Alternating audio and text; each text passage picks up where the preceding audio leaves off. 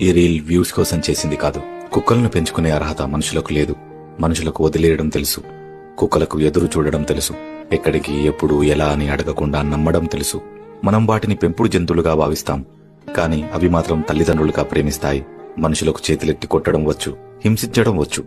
కుక్కలకు బాధను, సంతోషాన్ని, ఆవేశాన్ని అర్థం చేసుకుంటూ మౌనంగా సహించడం వచ్చు.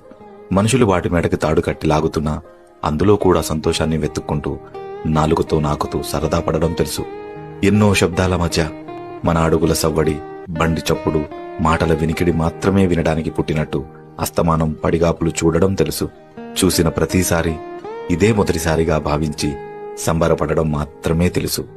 మనుషులు మిగిలిపోయిన భోజనము, మిగిలిపోయిన ప్రేమ, మిగిలిపోయిన సమయము మాత్రమే కుక్కలకు పంచితే ఎంగిలి తిన్నా కూడా అంతా మనుషులే అని నమ్మకంగా ప్రేమను చూపించడం తెలుసు.